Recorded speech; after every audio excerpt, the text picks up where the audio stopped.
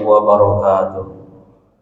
Bismillah walhamdulillah wassalatu wassalamu ala sayyidina Muhammad ibn Abdillah al-qa'im bihuquqillah adada ma fi ilmillah salatan daimatan bidawami mulkillah wa ala alihi wa sahbihi ma daqatillah wa farrajahallah amma ba'du. Qalu subhanaka la ilma lana illa ma 'allamtana innaka antal alimul hakim wa la haula wa la quwwata illa billahil aliyyil azim.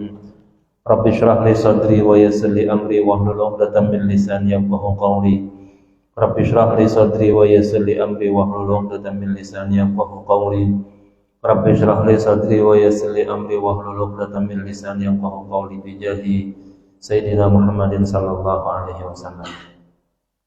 Ila hadratin Nabil Mustafa Rasulillah sallallahu alaihi wasallam wa la hadrati ashabil kiram wal hadrati a'immatil mujtahidin wa hadrati jami'i awliya'illahi ta'ala min masyarikil ardi ila magharibiha wa la hadrati qadihatiz zaman wa awani wa sa'iri awliya'illahi ta'ala radhiyallahu ta'ala anhum wa la hadrati ashabid darak wa la hadrati abaina wa ummahatina wa ajdadina wa jaddatina wa amamina wa amatina wa akhwalina wa khalatina wa ikhwanina wa akhwatina wa qarabatina wa jiranina wa man habba wa sana ilayna ulida bil huquqi alayna wa li abaina wa ummahatina wa ajdadina wa jaddatina wa nakhusa setelah hadrati Syekh Abdul Muhti Muhammad Nawawi bin Umar Al-Jabi Al-Bandani wa la hadrati Syekh Al-Imam Al-Habib Said Abdullah bin Al-Husain bin Tahir bin Muhammad bin Hashim Ba'alawi syai'ulillahi lana wa lahumul Fatihah.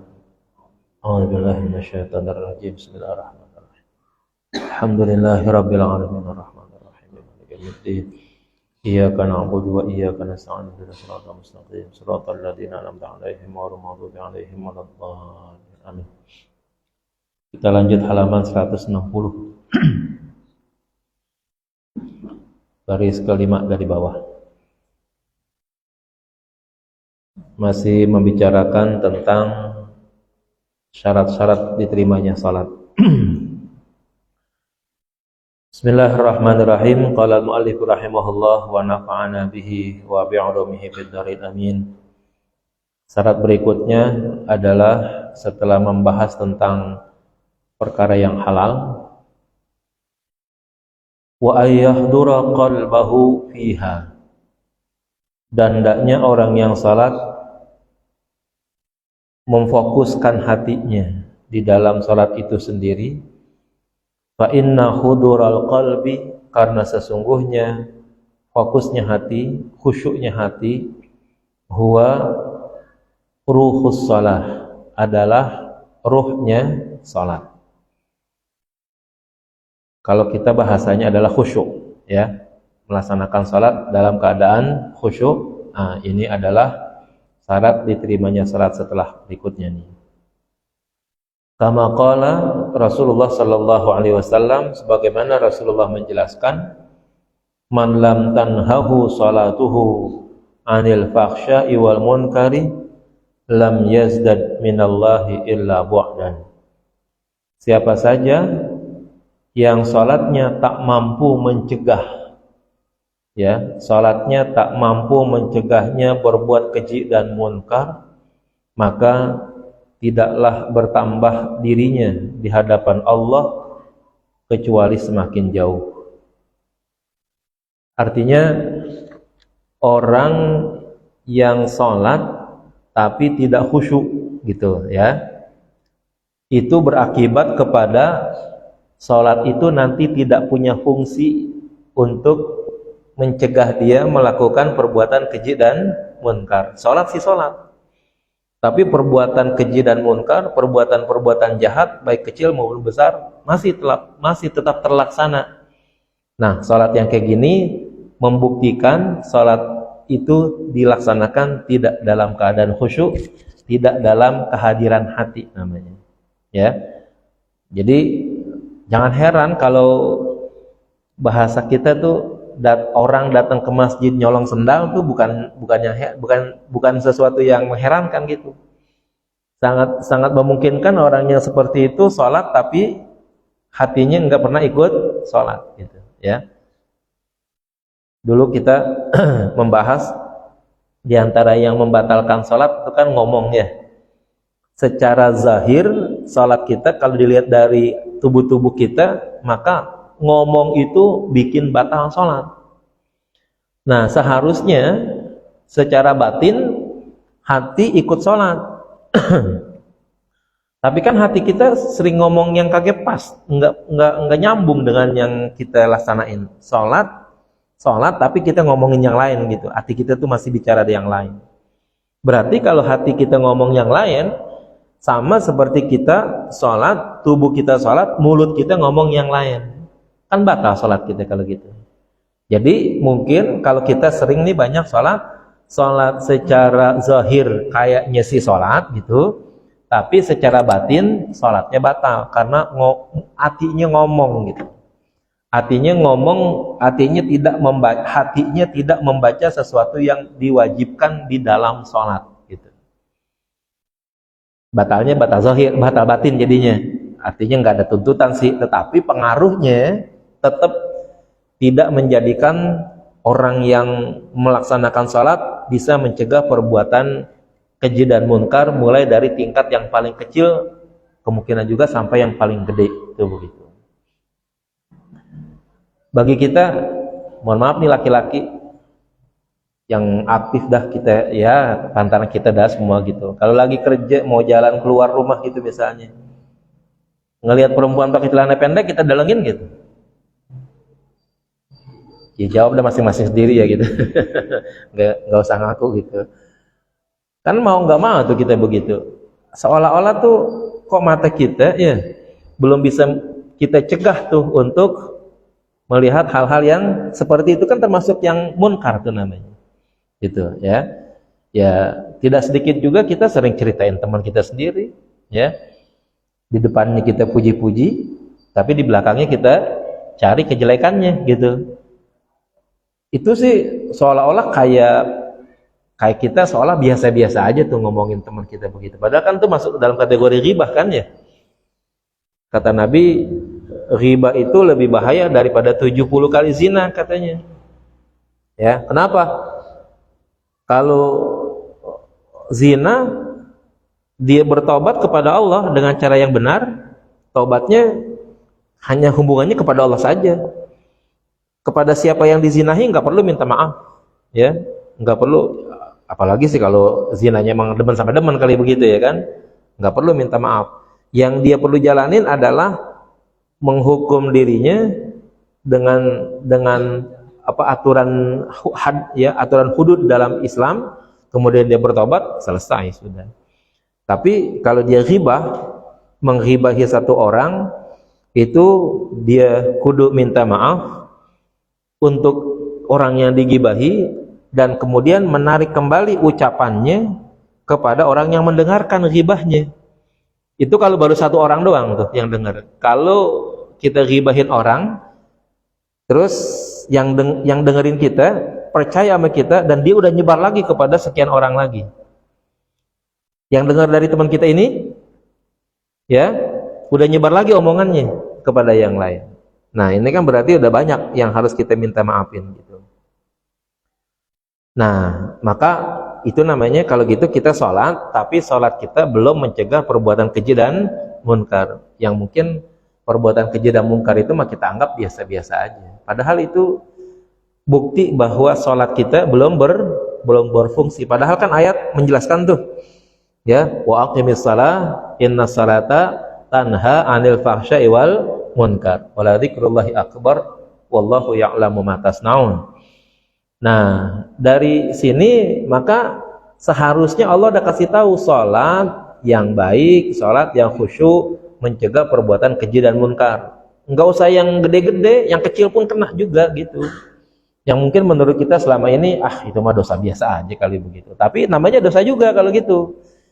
Yang baik kan udah nggak berbuat dosa lagi gitu, ya, yang baik begitu. Nah, ketika sholat kita nggak mampu untuk mencegah kita dari perbuatan yang keji dan munkar, walaupun pada tingkat yang kecil-kecil gitu, itu berarti termasuk sholat kita, tandanya sholat kita nggak khusyuk kalau begitu. Emang susah, ya. Sholat khusyuk itu Enggak seperti mengerjakan sesuatu dengan nilai yang paling baik dah begitu.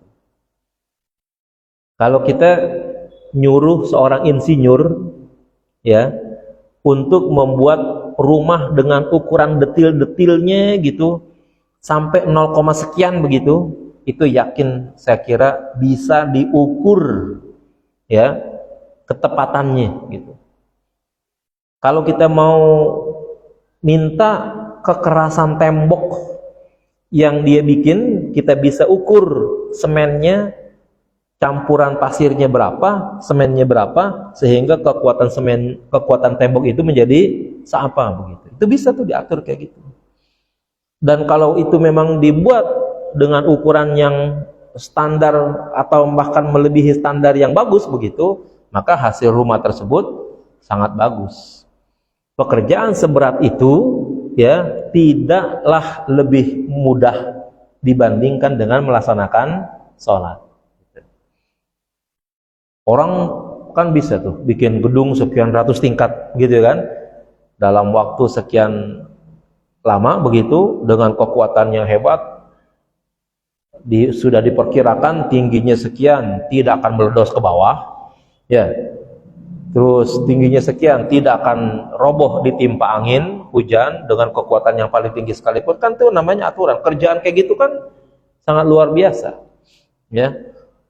Tapi ya, untuk menyuruh orang melaksanakan sholat khusyuk ya, itu jauh lebih susah daripada mengerjakan bangunan yang sehebat itu. Kalau tidak salah pernah ada kasus Rasulullah pernah meminta di antara sahabat untuk melaksanakan sholat khusyuk 2 rakaat saja ya. Siapa yang bisa sholat khusyuk 2 rakaat, saya akan kasih sorban saya, hadiahnya gitu, kata Nabi. Hadiahnya tuh 1, Nabi sudah tunjukin tuh sorban ini gitu. Orang pada tahu sorban Nabi ada 2, yang 1 mahal, yang 1 murah. Tapi yang jadi hadiah yang murah gitu ya. Yang jadi hadiah yang murah.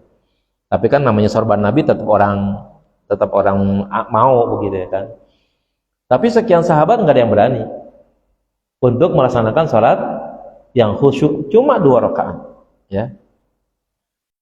Ali nunjuk pada waktu itu, Ali bin Abi Thalib, ya Rasulullah, boleh nggak saya coba? Itu kan berarti seolah-olah kayak bener-beneran gitu, pengen coba gitu jadinya ya. Boleh nggak saya coba? Oh, silakan ya. Sholat itu ya, sholat 2 rakaat, sholat mutlak begitu di depan Rasulullah. Rasulullah liatin ya, betul 1 rakaat pertama itu khusyuk ya. Masuk rakaat kedua, mulai di hati Ali itu udah terbersih tuh, wah gua khusyuk nih, itu 1 ya kan, gua khusyuk nih sholat nih gitu. Ada apa namanya kalau begitu tuh? Ujub ya, ada ujub kalau begitu kan. Nah yang kedua terbersih lagi, saya udah sholat khusyuk, hadiahnya sorban yang kagak bagus gitu, sorban yang mahal nggak jadi hadiah. Kan tadi ditunjukin kan 1 sorban yang ini, yang memang yang harganya lebih murah begitu, Nabi menunjukkannya begitu. Udah salat khusyuk ya, harga apa, hadiahnya enggak yang bagus gitu. Tetap tuh salat sambil di hatinya menyatakan saya bisa salat khusyuk sambil juga memikirkan hadiah yang Nabi berikan. Ya. Akhirnya salat selesai. Nah, Nabi kan kasyaf ya kan.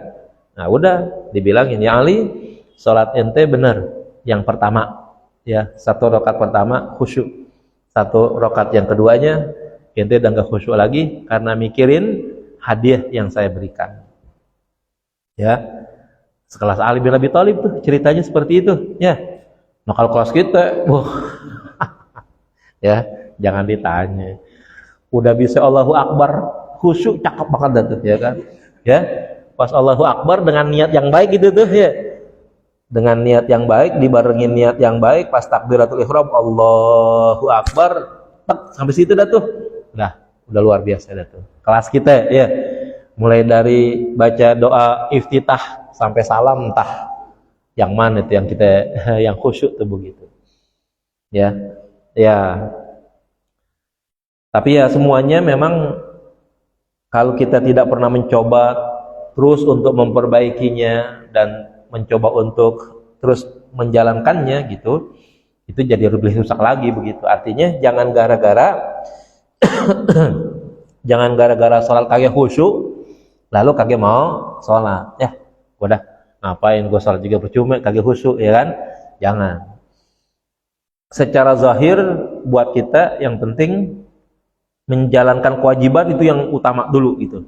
Ya, menjalankan kewajiban karena itu memang harus.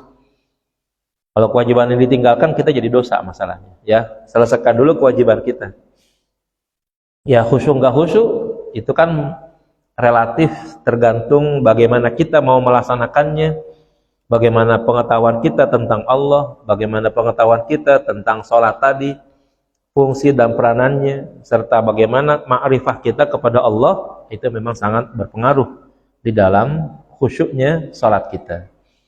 Nah ini, maka dalam Al-Quran Allah katakan, qad aflahal mu'minun alladzina hum fi sholatihim khashi'un. Ya, sungguh beruntung orang yang beriman yang dalam melaksanakan sholatnya itu disertai dengan nilai khusyuk gitu. Allah nggak bilang alladzina hum fi sholatihim misalnya kathirun gitu, misalnya banyak misalnya sholatnya, enggak, tapi yang Allah nilai adalah yang sholatnya khusyuk. Artinya sholat kita yang mungkin sedikit kalau dinilai dan disertai dengan khusyuk jauh lebih baik daripada ribuan rakaat mungkin yang dikerjakan tapi tidak ada nilai khusyuknya. Nah, sulitnya khusyuk ini lagi memang bukan aja kitanya kekurangan ilmu, kekurangan ma'rifat, tapi juga ada sisi eksternal yang memang mengupayakan bagaimana supaya kita jadi tidak khusyuk tuh begitu. Ya. Di antaranya pekerjaan dan perbuatan kita sendiri, dan yang kedua faktor eksternal itu adalah setan. Setan itu akan berupaya semaksimal dan sekuat tenaga dengan berbagai macam upaya dari pasukan-pasukannya bagaimana supaya orang bukan saja tidak khusyuk di dalam sholat, tapi kalau bisa jangan sampai sholat. Itu begitu manusianya. Maka jalan yang terakhir yang dilakukan oleh iblis dan tentaranya, giliran menjadikan orang tuh gagal, dijadikan supaya tidak sholat, maka dijadikannya tidak khusyuk di dalam sholat. Itu aja tuh yang iblis dan setan bisa. Ya, kita sholat biar lambat gimana dah pokoknya ya, tapi kita masih sholat tuh, itu masih bagus. Tapi iblis itu udah merasa gagal. Wah, sial nih kita, ya. Manusia yang kita goda masih tetap melaksanakan sholat. Nah, maka dari kegagalan yang diinginkan supaya hamba Allah tuh enggak sholat, bagaimana dicecer lagi, dicari lagi. Di antaranya adalah dibikin sholatnya tidak khusyuk. Itulah kemenangan iblis itu adanya di situ tuh. Ya, kemenangan kita tetap ada ya, tapi kemenangan iblis, kemenangan setan ada dalam posisi menjadikan kita enggak khusyuk. Nah, itu sangat memungkinkan dari situ. Yang kedua, faktor kita ya, seringkali kita ingin melaksanakan sholat tapi ya masih mencampur adukan dengan pikiran kita tentang urusan-urusan kita yang belum selesaikan begitu. Kita seolah-olah sholat itu udah diatur waktunya oleh Allah. Kan mestinya ada porsinya bagi kita begitu tuh. Ini jam sekian, udah nih waktunya sholat.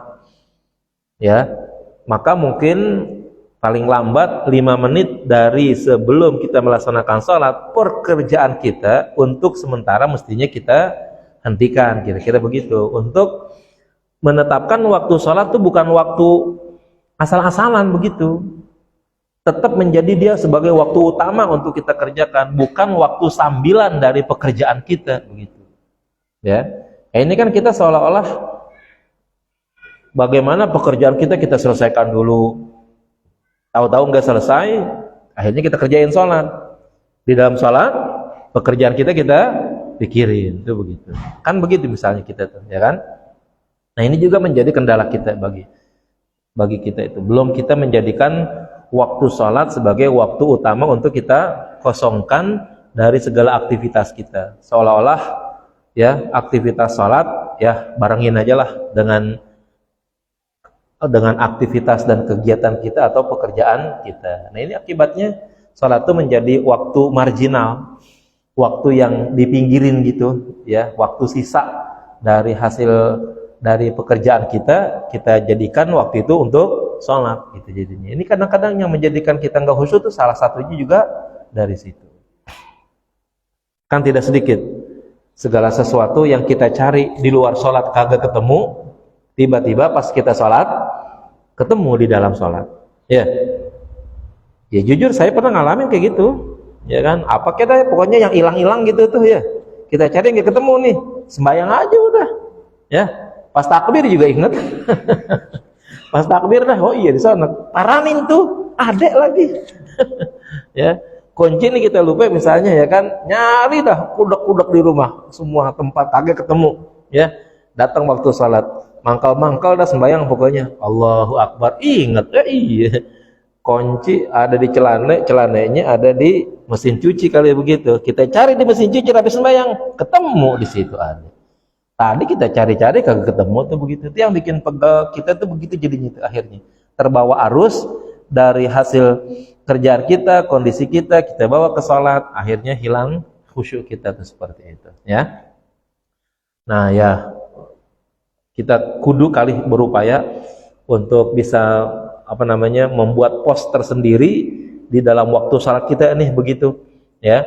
Biar memang waktu itu bukan waktu marginal, bukan waktu pinggiran, bukan waktu sisa untuk melaksanakan ibadah.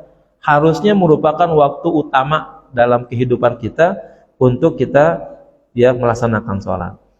Yang lainnya mestinya boleh kita pinggirin, sholat jangan gitu maksudnya ya.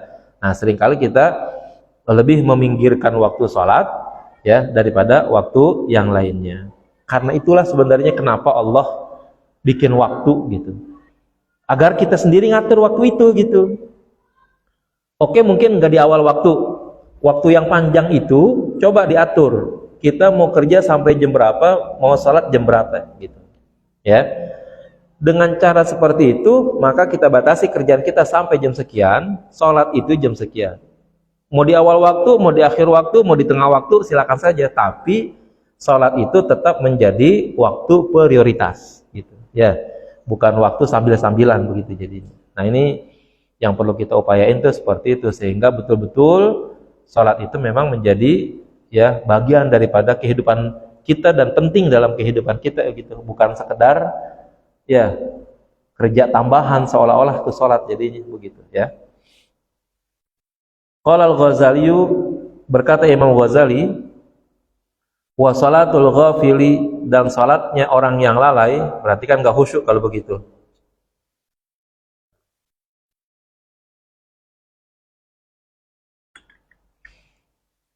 Wa salatul ghafili, dan salat orang yang lalai, la tamna'u minal fahsya'i wal munkari, tidak akan mencegah salat tersebut dari perbuatan keji dan munkar. Ya. Artinya kalau gitu salat orang yang ghafil, orang yang lalai, orang yang tidak khusyuk itu tidak akan mencegah dari perbuatan keji dan munkar. Baik kejinya dan munkarnya kecil ataupun apalagi besar itu bukan masalah. Yang penting kalau orang tidak mampu melaksanakan salat dengan khusyuk, sangat memungkinkan ya kemungkaran yang kecil apalagi yang besar sangat memungkinkan dia kerjakan. Nah, ini yang perlu kita perhatikan. Wa qala sallallahu alaihi wasallam kam min qa'imin hazuhu min salatihi at-ta'abu wan nasabu. Berapa banyak orang yang berdiri, dimaksudkan orang yang salat ya. Hazuhu, perolehannya, min salatihi, daripada salatnya itu at-ta'abu wan nasab, letih dan lelah saja. Nih besok Ramadan nih ya. Jangan sampai itu kita ya sayang-sayang tuh udah musola AC-nya mati ya kan, sholatnya keringetan, capek, pegel, ya. Tapi kagak khusyuk juga lagi, ya kan? Apa jadinya kita peroleh kalau begitu? Dan itu tiap tahun tuh berlangsung kayak begitu tuh kita, ya. Imam yang lamaan dikit dokol gitu, ya kan? Imam begini, petanda ini besok nggak bakalan, nggak bakalan gue ikutin lagi imamnya begini, ya kan? Iya. Lagi sholat aja ngatain orang, ya. Itu kan namanya munkar kalau gitu, ya kan? Ngatain orang kan ngejelekin orang, namanya kan munkar juga kan? Munkar kelas kecil lah begitu. Tapi kan ngatain namanya. Lagi sholat ngatain orang, gimana di luar sholat kalau begitu? Nah, ini bukti adalah bahwa sholat itu tidak khusyuk gitu.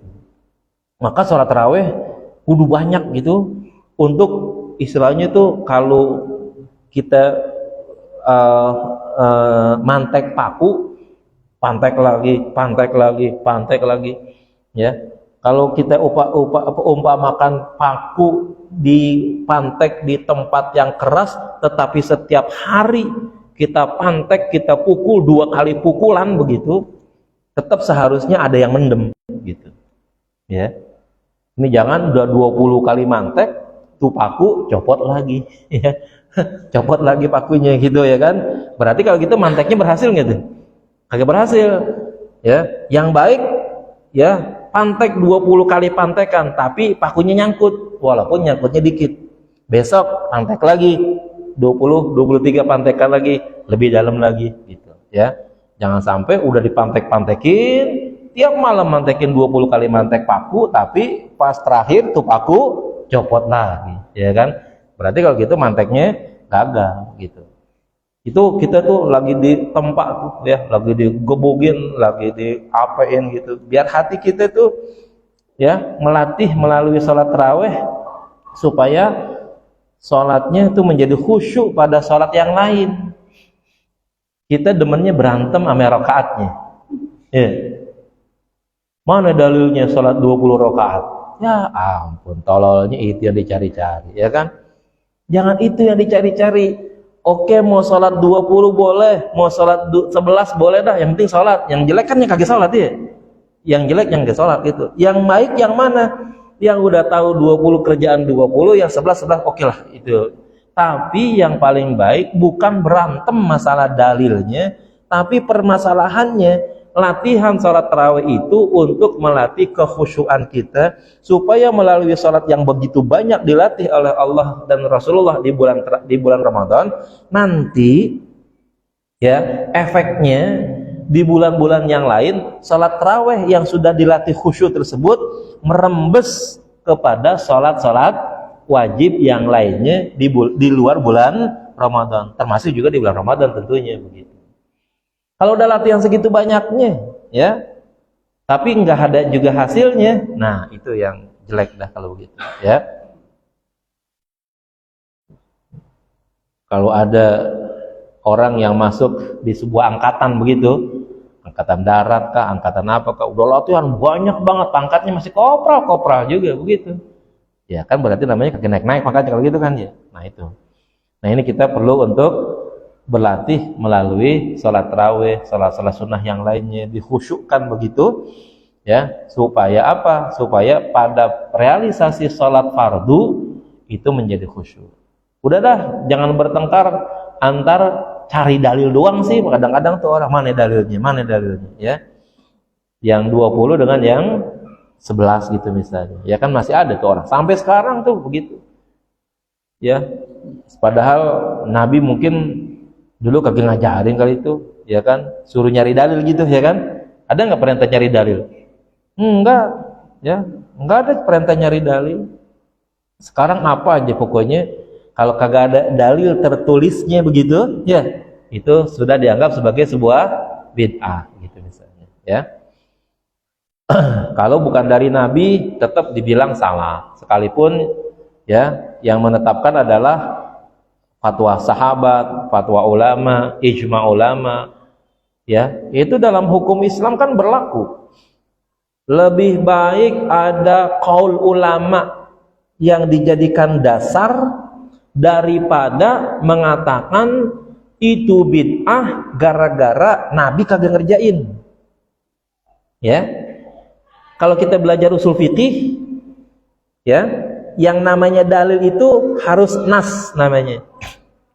Nas itu tertulislah bahasanya, ada teksnya, teks Al-Quran, teks hadis. Kalau seandainya ada ijma ulamanya, kalau ulamanya ada, kalau ada ijma sahabatnya, fatwa sahabatnya ada, kalau sahabinya ada, gitu, ya. Itu jauh lebih baik. Ada teks dari kaul ulama, dia sudah berani menetapkan bahwa ini ibadah, ini bagus.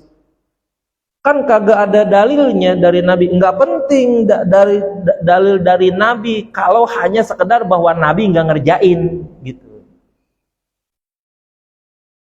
Setiap dalil dalam Al-Quran harus begini, tertulis tuh. Misalnya kita ingin mengatakan bahwa babi itu haram, harus ada dalilnya. Hurrimat alaikumul maitatu waddamu walahmul khinzir. Zina haram, ya, wala taqrabu zina. Salat wajib, wa aqimus shalah, itu begitu. Jangan bikin dalil, mana dalilnya? Nabi kagak ngerjain. Apa juga nanti banyak dong yang Nabi kagak kerjain kalau begitu. Ya, setiap apa saja yang Nabi kagak ngomong, yang Nabi kagak ngerjain, maka semuanya akan menjadi dalil untuk dikatakan itu adalah sebagai sebuah bid'ah jadinya.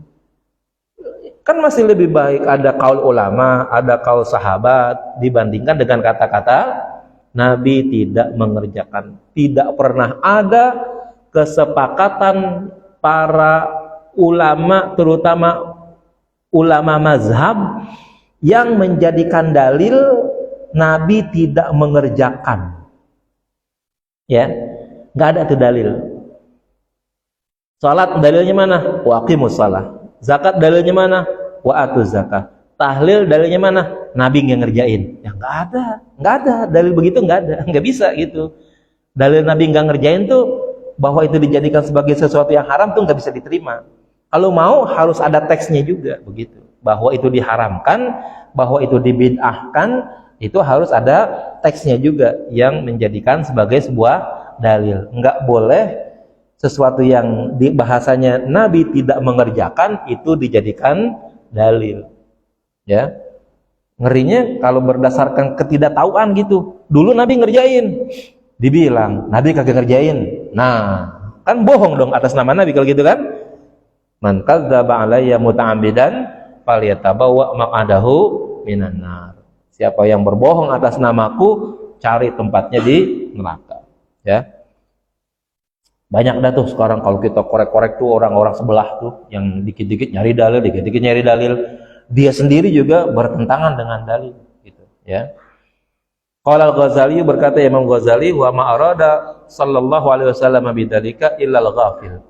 Tidak ada yang dimaksudkan dari hadis di atas kecuali orang yang lalai, ya. Dua hadis tadi di atas tuh dimaksudkan adalah salatnya orang yang lalai, salatnya orang yang tidak khusyuk. Warwiya anil Hasan annahu qala, diriwayatkan dari Al Hasan, beliau berkata, kullu salatin la yahduru fihal qalbu fa hiya ilal uqubati asra'u. Setiap salat yang dimana hati tidak bisa hadir di dalam salat tersebut, maka ya salat tersebut lebih dekat kepada siksaan. Artinya karena banyak salahnya di dalam melaksanakan salat, itu akibatnya jatuh kepada kesalahan, yang kesalahan tersebut berakibat kepada jatuhnya siksaan. Falaisa lahu ayil musalli min salatihi illa ma'aqala. Maka tidaklah diperoleh pahala bagi orang yang salat daripada pelaksanaannya kecuali apa yang ia pahami, apa yang ia sadari di dalam pelaksanaan salat tersebut. Bi fathi ahrufihi tsalatsah, dibaca dengan huruf-huruf, dibaca fathah huruf-huruf yang 3, aqala, semuanya tuh. Ay tadabbara, yaitu dia memikirkan, wa alima, dan ia mengetahui, minha, yaitu dari pada salatnya itu. Jadi semua dari yang kita kerjakan tuh memang tergambar atau terpikirkan begitu. Kita lagi sujud, kita lagi ruku, bacaannya dan lain sebagainya itu harus betul-betul kita pahami, kita ingat bahwa kita sedang melaksanakan sholat. Kira-kira kalau orang lupa itu tuh, misalnya jadi imam lupa itu, yang sering terjadi itu begitu tuh ya. Itu gara-gara apa tuh kira-kira begitu? Ya, udah 2 rakaat masih pengen naik aja gitu misalnya kan? Kan sering terjadi begitu kan? Salat tarawih ya kan? Nah, itu kan adalah gara-gara nggak diingetin tuh dia salatnya berapa begitu ya. Nah, ini bagian daripada tidak berakalnya seseorang di dalam melaksanakan salat ya. Tidak mengerti atau tidak memahami, otaknya, hatinya itu tidak terkonsentrasi di dalam melaksanakan salat sehingga ya sampai lupa atau paling tidak ragu di dalam salatnya tadi itu. Allah sallallahu alaihi wasallam, Rasulullah bersabda, "Laisa lil 'abdi min salatihi illa ma aqala minha." Seorang hamba tidak akan memperoleh apa-apa daripada pelaksanaan salatnya kecuali apa yang ia pahami daripada salat tersebut, ya. Yang ia mengerti, yang ia sadari. Di saat itu dia menyadari tuh sholatnya itu yang ada pahalanya. Ketika dia membaca sesuatu, dia melaksanakan rukun sesuatu, tapi di saat itu hatinya nggak nyambung, hatinya nggak nyatu di situ, berarti dia nggak dapat pahala. Dia lagi sujud, ya, di waktu sujud baca Subhana Rabbil A'la, tapi otaknya kagak nyambung ke situ, hatinya kagak nyambung di situ, itu sujudnya hilang pahalanya, gitu, ya. Dia baca Fatihah, baca surat, ya, hatinya ngambang gitu, otaknya, pikirannya ngambang sehingga Fatihah yang dibaca, surat yang dibaca lupa gitu misalnya. Ah, itu di saat itu berarti Fatihahnya nggak ada pahalanya kalau begitu. Ya, mungkin nggak ada dosanya, tapi juga nggak ada pahalanya. Jadi kan kosong kalau begitu. Wa qala sallallahu alaihi wasallam, innal 'abda la yusalli salata. Sesungguhnya hamba benar-benar melaksanakan salat, benar-benar dia melaksanakan salat, tetapi la yuktabu lahu sudusuha, tidak ditulis pahalanya 1/6 daripada salat tadi, wala usyuruha, dan juga tidak 1/10-nya. Wa inna ma yuktabu lil abdi min salatihi ma aqala minha. Sesungguhnya yang dicatat sebagai pahala bagi seorang hamba daripada salatnya itu adalah bagian daripada salat yang di saat itu dia sadar, dia khusyuk, dia ingat. Dia sedang membaca Fatihahnya, dia ingat, membaca suratnya dia ingat, ya, membaca tasbihnya dia sadar dan lain sebagainya. Kalau enggak, dia baca-baca doang begitu, mulutnya membaca, otak hatinya tidak nyambung. Nah, itu berarti dianggapnya la yaqilu namanya kalau begitu, ya. Dia tidak memahaminya, dia tidak menyadarinya. Berikutnya syarat diterimanya adalah wa alla ya'jaba biha. Dia tidak boleh merasa bangga, ya, bangga diri dengan sholatnya tadi.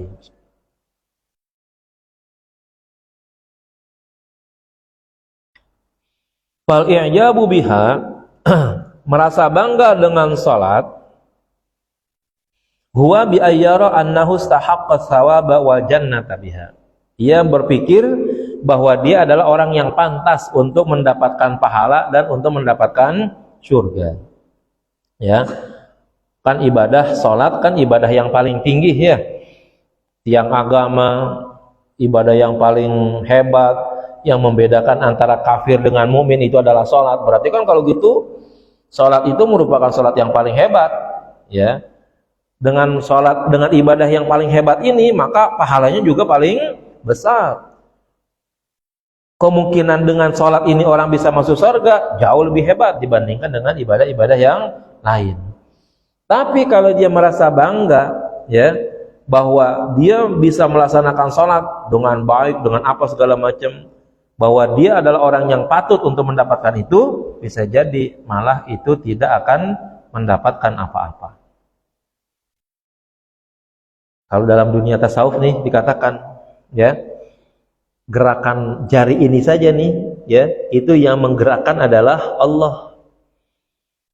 Apatah lagi kalau kita bisa berdiri, bisa ruku, bisa i'tidal, bisa sujud, bisa duduk, bisa diri lagi.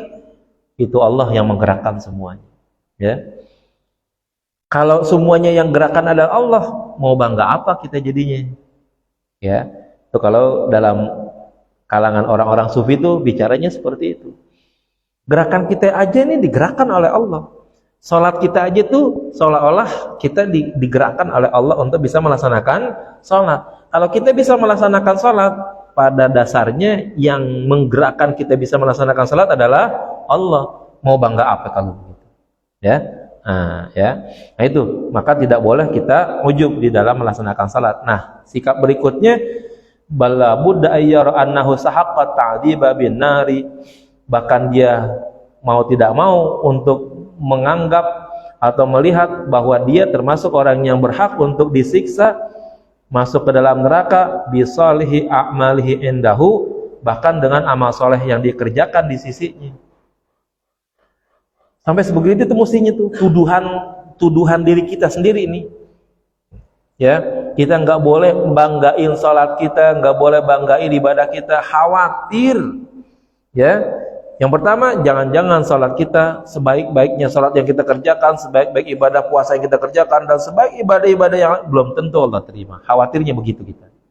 Makanya doanya harus terus, Allahumma Rabbana taqabbal minna siyamana wa sholatana wa ruku'ana, dan seterusnya. Itu minta kepada Allah supaya ibadah-ibadah kita semuanya diterima di sisi Allah.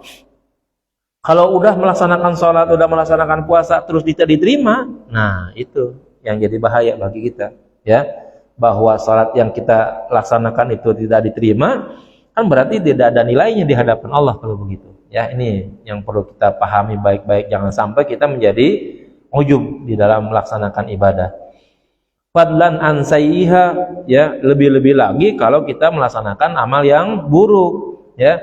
Amal soleh saja kalau kita tidak bisa menjaganya, itu bisa menyebabkan kita masuk ke dalam neraka, apalagi kalau amal yang buruk.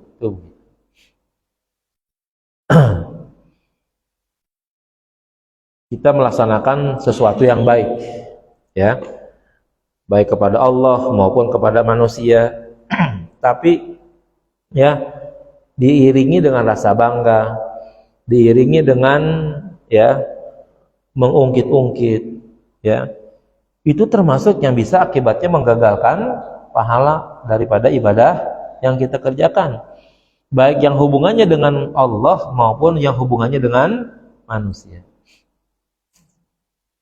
Ada orang sebelum musola ini yang begini dibangun, kan dulu ada musola yang lamanya tuh, ya. Nah, udah sekian tahun, usianya dia udah tua juga itu, ya kan. Ya. Dulunya kagak pernah ngomong dia. Pas musola ini gede dibangun, ya, dia ngomong. Ya. Kalau dulu musola dulu yang dulu kagak dibangun, ya, musola ini mah kagak bakalan diri. Nah, dulu yang bangun siapa? Nah, nunjukin gitu tuh. Kalau bukan gua dulu yang bangun, nggak ada musola di sini. Ngomong kayak gitu tuh. Dulunya bener emang, mungkin dia, mohon maaf kalau kita misalnya di musola ini tahun 70-an, 60-an kali begitu, kan udah lama kalau begitu. Dia baru ngomong tahun 2000 sekian sekarang ini nih. Dulunya tersimpan rapi di hadapan Allah. Pas musola ini diperbaiki, dia ngomong lagi. Ya. Kalau dulu gua kagak bangun, kalau dulu gua kagak beliin pasir, kalau dulu gua kagak beliin semen, dulu tuh musola dulu kagak jadi. Nah, hancur dah tuh. Yang dulunya udah terpelihara dengan baik, diomongin, diungkitin tuh ibadah yang dulunya kepada Allah, ya, hancur. La tubtilu shadaqatikum bil manni wal adha, ya, jangan kamu batalkan shadaqatikum, sedekah kamu, ibadah kamu, ya, dengan mengungkit-ungkit, wal adha, apalagi menyakiti orang yang nerimanya, begitu, ya. Jangan yang begitu tuh, ya. Ya, pernah memberi kepada orang, pernah berbuat baik kepada orang, udah tutup aja, ya. Jangan sampai diungkit-ungkit lagi, apalagi kalau diungkit di depan orang yang nerimanya. Lu dulu kalau gua kagak tolongin, mati lu, ya kan. Waktu mak lu beranak, mak lu udah nggap-ngapan katanya, lu masih kecil banget tuh, gua yang tolongin. Anak masih bayi, masih keluar gitu, ya kan. Kalau gua kagak selamatin tuh mak lu, lu mah ada kagak ada nih, ini kata. Ini orang kagak tahu dulu, ya kan. Diomonginnya setelah dia dewasa begitu. Hilang tuh. Ya, padahal nih anak kan kagak tahu apa-apanya. Pas sudah gede diomongin kayak begitu, ya. Nah, rusak dah kalau begitu, ya. Padahal nolongnya udah lama banget tuh. Anaknya dari 0 hari, ya, sampai sekian puluh tahun baru diomongin sekarang begitu. Pahala yang dulunya udah Allah jadiin gede dijaga, pas ada orangnya diomongin tuh, ya kan, bantuannya, pertolongannya dan lain sebagainya. Padahal dulu tuh anak masih baru lahir, ya, pas kelahirannya dia yang tolongin, dia yang bantuin dan sebagainya. Sekarang diungkap anaknya udah gede dah, ya, udah 40 tahun. Maka pahala yang selama 40 tahun Allah rawat bubar tuh jadi. Nah, tuh kalau udah ada i'jab, udah ada bangga, udah ada pada sombong, ya kan, wah udah berbahaya dah. Ibadah akan menjadi hancur tuh, ya. Lima yashhaduhu fiha min sul adabi ma'allahi ta'ala, karena di dalamnya nampak adanya, ya, etika yang buruk di hadapan Allah Subhanahu wa taala. Wa qad warada, dan datang hadis, ya, datang cerita akhbar anna Isa alaihi salatu wassalam kana yaqulu, bahwa Nabi Isa alaihi salam berkata, kam min sirajin atfa'athur rihu, berapa banyak, ya, pelita, lampu-lampu yang dipadamkan oleh angin. Wa kam min ibadatin qad afsadahal ujubu, ya, sama seperti berapa banyak ibadah-ibadah yang akhirnya rusak disebabkan gara-gara ujub, itu begitu, ya.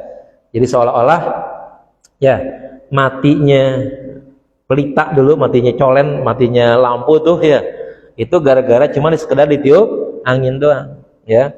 Sama seperti, ya, ibadah rusak gara-gara karena adanya ujub gitu, ya. Padahal ujub bukan hal-hal yang sangat istilahnya menjadi dianggap sebagai dosa besar yang sangat luar biasa, tetapi peranannya di dalam merusak amal ibadah sangat berbahaya sekali, ya, sangat berbahaya sekali, ya. Dia seolah-olah kayak bahaya laten begitu yang kagak kelihatan tapi akibatnya merusak. Kita kenal sek-sek kali ya, tahu ya, itu yang ada di kayu tuh. Kalau kita lihat dari luar papan cakep, ya kan, pas kita dorong aja dikit bolong semuanya, ya kan.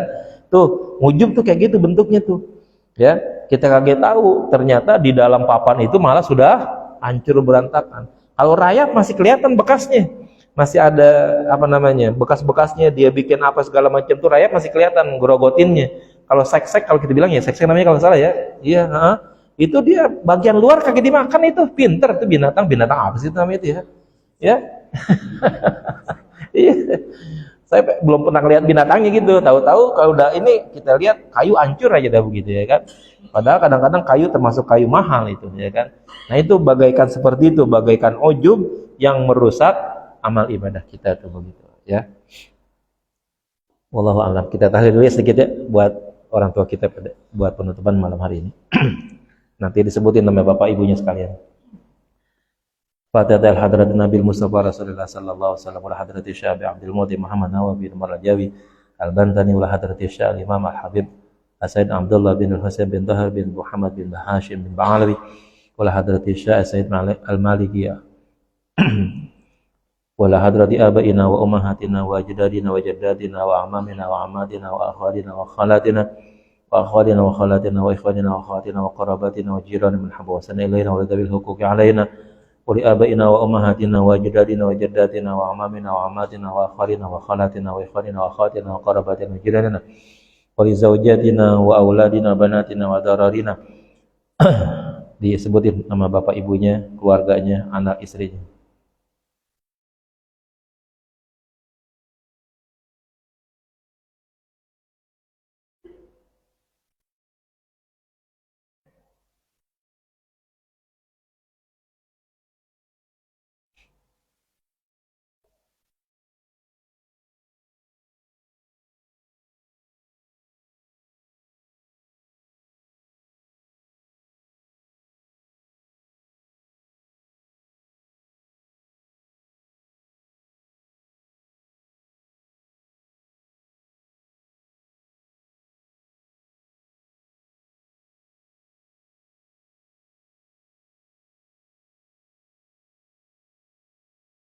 شيء لله لنا ولهم الفاتحة.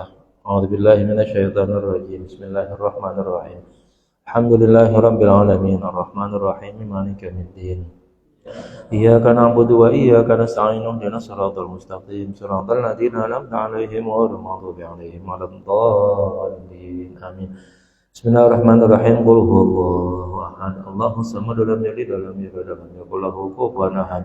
بسم الله الرحمن الرحيم. قل هو الله أحد الله الصمد لم يلد ولم يولد ولم يكن له كفوا أحد. بسم الله الرحمن الرحيم. قل هو الله أحد الله الصمد لم يلد ولم يولد ولم يكن له كفوا أحد.